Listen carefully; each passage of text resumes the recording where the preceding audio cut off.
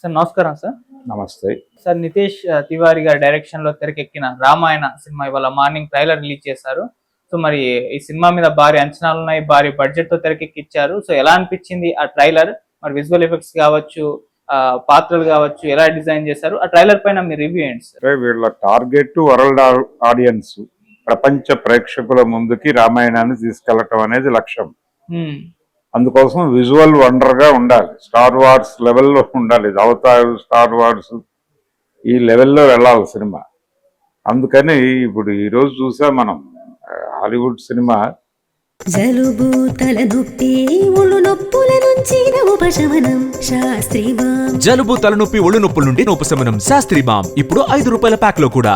దానికి దొరికినటువంటి రిసెప్షన్ చూసాం. అవును, ఏది స్పైడర్ మ్యాన్ కి అది రొటీన్ సినిమానే మళ్ళీ చూసారు, అదొక పురాణం. అలా ఈ పురాణాన్ని అక్కడ ఎక్కించడం కోసం చేస్తున్నటువంటి ప్రయోగం. సో విజువల్ వండర్ గా క్రియేట్ చేయడానికి ఉన్న అవకాశాలన్నింటినీ ఎక్స్ప్లోర్ చేసే ప్రయత్నం చేస్తారు. ఆ ప్రయత్నం ట్రైలర్ లో కనిపించింది. అంటే రావణుడు ముల్లోకాలని జయించుట అనే స్కీమ్ తీసుకున్నారు, అది కనిపించింది ట్రైలర్ లో. యష్కి గడ్డం ఉంది, గడ్డం ఉంటుందా రావణుడికి, ఇలాంటి చర్చలు ఏవో జరుగుతున్నాయి, కానీ అవన్నీ అనవసరం. తర్వాత ఆంజనేయ స్వామి పాత్ర కనిపించలేదు, బాబిడియోలోనే అనుకున్నారు వాళ్ళు, అది అనౌన్స్ చేశారు. ఇప్పుడు ఏదైనా మారినా మారొచ్చేమో తెలియదు, ఎవరిని పెట్టారో ఎలా నడుస్తోందో వాళ్ళు ఏమీ రివీల్ చేయట్లేదు. బాబిడియోల్ అనే పేరైతే ప్రకటించారు వాళ్ళు గతంలో, బహుశా ఆయనే చేస్తున్నాడని అనుకుంటున్నాను నేను. కానీ ఇందులో రివీల్ చేయలేదు.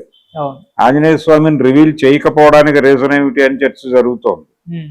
అంటే ఇది 2 భాగాలుగా వస్తుంది. సీతాపహరణం వరకు ఒక భాగం, ఆ తర్వాత పట్టాభిషేకం వరకు ఒక భాగం చేయబోతున్నారని కథ.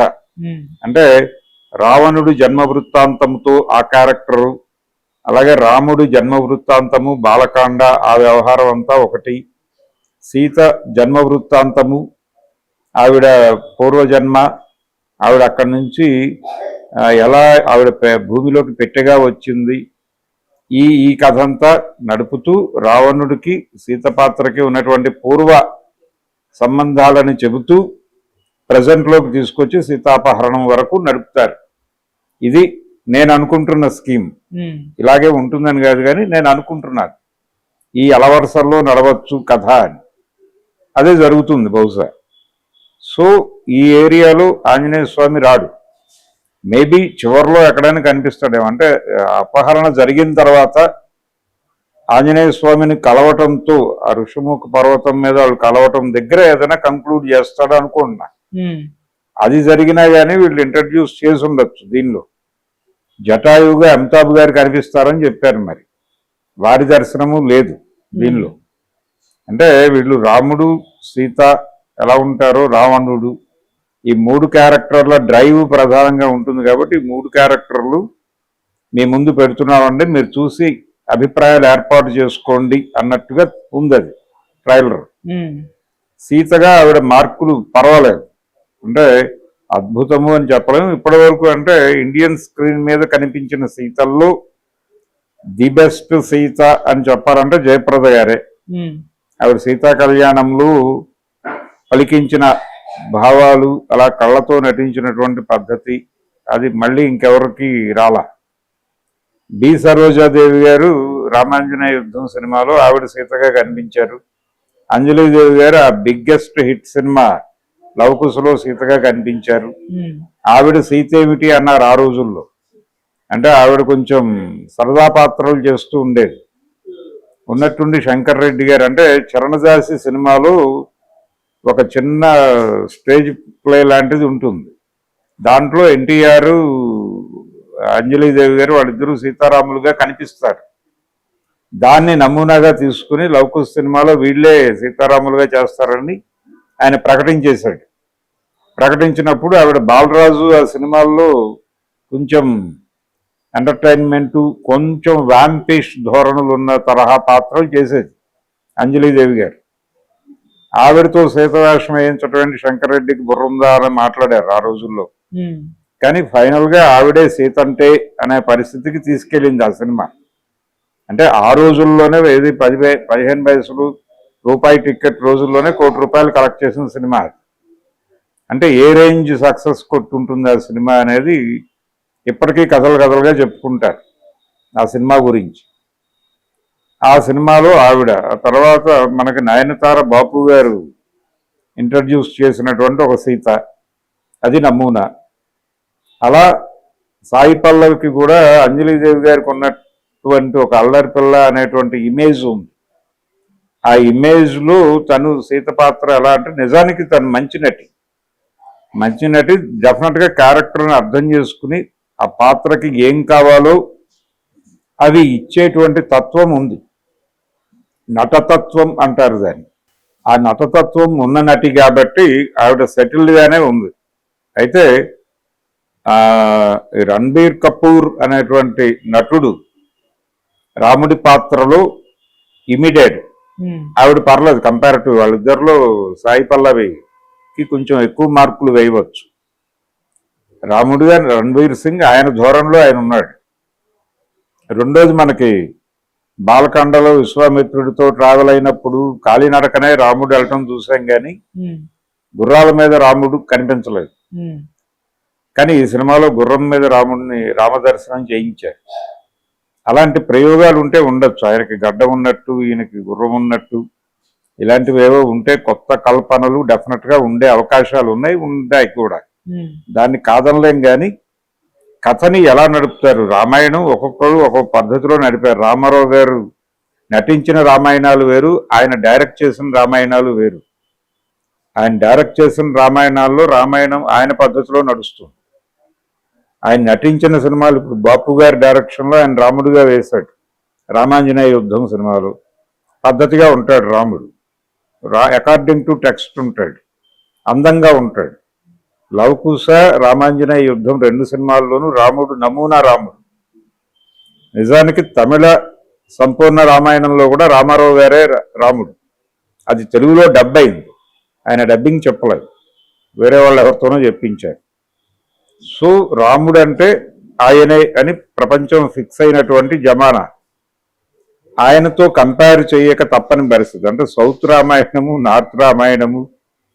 ఎందుకు రామారావు రెఫరెన్స్ అంటున్నానంటే, నేను ఆ రోజుల్లో శాంతారాం గారు అని గ్రేట్ డైరెక్టర్ నటుడు ఉండేవాడు అక్కడ బాలీవుడ్లో.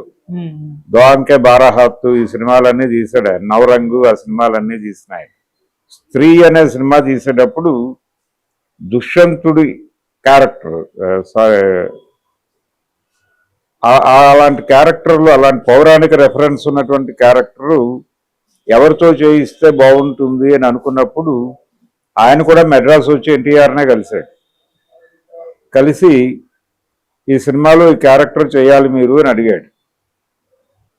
అడిగితే నేను చేయను, బాంబే వచ్చి చేయను అని చెప్పాడు. బాంబే వచ్చి నటించను, నేను రాను, నాకు ఈ సినిమా వద్దు, మీరే చేసుకోండి అన్నాడు. అలా 2 సార్లు ప్రయత్నం చేసి విఫలమై ఆయనే చేసుకున్నాడు ఫైనల్గా. కానీ ఆ సినిమా సక్సెస్ అయింది. ఆ సక్సెస్ దీనిలో కూడా ఆయన ఆ మాట చెప్పాడు, ఆయన ఒప్పుకొని చేసుంటే బాగుండేది అని. కాకపోతే బాంబే వాళ్ళు టైం తినేస్తారు అనేది ఈయన నోషన్. వాళ్ళు సంవత్సరాల తరబడి సినిమాలు తీస్తారు, మనం ఇక్కడ హ్యాపీగా ఏదో బిగ్ రెమ్యూనరేషన్ ఇచ్చినట్టు కనిపిస్తారు, కానీ అది ఒక సినిమాకే ఇస్తారు. ఆ డబ్బులు మనకు ఎలాగో వస్తాయి, ఇక్కడ 4-5 సినిమాలు చేసుకుంటాం కాబట్టి అని ఈ క్యాలిక్యులేషన్స్లో ఆలోచించి నువ్వు చెప్పాడు ఈ పెద్ద మనిషి. మనసులో ఎక్కడైనా మనం బాంబే ఎందుకు వెళ్ళటం అనవసరంగా అని కూడా ఉండొచ్చు. ఇలా ఆయన విగ్రహము, ఆయన ముఖము, ఆయన వర్చస్సు అవన్నీ ఉపయోగపడేవి ఆ క్యారెక్టర్లకి. ఆ చరిష్మా కనిపించలేదు నాకు రణబీర్ కపూర్. ఈవెన్ మిగిలిన వాళ్ళు కూడా ఇమిటేషనే చేశారు. శోభన్ బాబు గారు చేసిన రామరాజ్యంలో బాలకృష్ణ గారు అయితే అసలు ఇన్ టోటల్ ఆయన్ని రూపొందించడంలో బాపు గారు కూడా రామారావు గారిని ఇమిటేట్ చేశాడు అన్వాంటెడ్గా.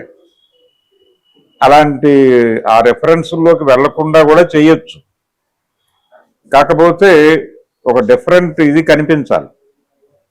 అది కనిపించాల, ఏదో ఫిక్స్ అయ్యాడు. సీతగా ఈవిడ ఓకే, రావణుడిగా తను ఓకే.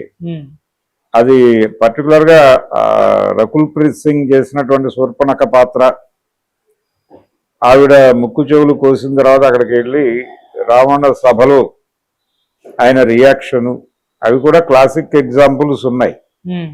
తెలుగు రెఫరెన్స్లో వెళ్తారా, వెళ్ళకపోవచ్చు మ్యాక్సిమం. అది అంటే రామాయణం కూడా ఉత్తరాది రామాయణం గొడవ వేరు, వాళ్ళ కథలు వేరు, మన కథలు వేరు. ఓకే. తులసి రామాయణానికి వాల్మీకి రామాయణానికి చాలా తేడాలు ఉంటాయి. మరి వాళ్ళు ఏ రామాయణాన్ని ప్రామాణికంగా తీసుకుని వెళ్ళారు అనేది తెలియదు. కృష్ణా సత్యనారాయణ గారు రామాయణం కల్పవృక్షం రాసినప్పుడు ఎవరో అడిగితే చెప్పాడు ఆయన, మరల నిదేల రామాయణం అన్న అని ఒక పద్యం రాశాడు ఆయన. ఆ పద్యంలో ఆయన చెప్పేది ఏంటంటే, తిన్న అన్నమే మళ్ళీ తింటున్నాం కదా, అలాగే తెలిసిన రామాయణాన్ని మళ్ళీ మళ్ళీ చెప్పుకుంటున్నాం. ఇది మన సాంస్కృతిక వారసత్వ కథ అనుకుంటున్నాను నేను అన్న టోన్లో చెప్పాడు ఆయన. అలా మరల తిన్న అన్నమే మళ్ళీ తింటున్నట్టుగా రామాయణం మళ్ళీ చూడాలి మనం. చూసినప్పటికీ ఏమనిపించిందో, రామాయణం చదివినప్పుడు నీకేమనిపించిందో ఆ విజన్ కూడా ఉండాలి సినిమాలో. ఆ విజన్ని ఏదైనా ఒక ప్రత్యేక పాత్రలో కల్పించి నడపాలి అనేది పింగళ నాగేంద్రరావు గారి సిద్ధాంతం. మరి అలాంటి ప్రయోగం అయినా ఈ సినిమాలో ఉంటుందా లేదా అనేది చూడాలి. ఏదేమైనా ఒక ఇంట్రెస్టింగ్ టాపిక్తో సినిమా తీసుకొస్తున్నారు. తెలిసిన కథని వీళ్ళు ఎలా చెప్తారు అనేది క్యూరియాసిటీ. ఆ క్యూరియాసిటీని ఏ మేరకు సస్టైన్ చేస్తుంది సినిమా అనేది చూడాలి. 2000 కోట్లు బడ్జెట్ అట మొదటి భాగానికి, రెండో భాగానికి 2000 కోట్లు, టోటల్గా సినిమాకి 5000 కోట్లు కేటాయించినట్టుగా సమాచారం. ప్రమోషన్కి ఫస్ట్ పార్ట్కి ఒక 300 కోట్లు, సెకండ్ పార్ట్కి ఒక 300 కోట్లు ప్రమోషన్కి ఖర్చు పెట్టాలని కూడా అనుకుంటున్నారు అనేది వార్త. మరి ఇంత ప్రమోట్ చేసి ఏ స్థాయి వసూళ్లు సాధించటం కోసం ఏ ప్రమాణంలో ఈ సినిమాని తీయబోతున్నారు అనేది చూడాలి. అది నాకు అనిపించింది ఆ ట్రైలర్ చూసిన తర్వాత. Okay sir, thank you so much. Thank you. ఒక వీడియో పంపించాను చూడు. అలాగా? ఏఐలో చేశాను, నువ్వు తాత ఉన్నట్టు. కాలం మారుతుంది, టెక్నాలజీ మారుతుంది, కానీ ప్రేమ, ఆప్యాయత, శాస్త్రీబామ్ ఎన్నిటికీ మారవు. జలుబు, తలనొప్పి, నడుము నొప్పి, మోకాళ్ళ నొప్పుల లాంటి లక్షణాల నుండి ఉపశమనానికి Shastri balm. Trusted by millions since 1992.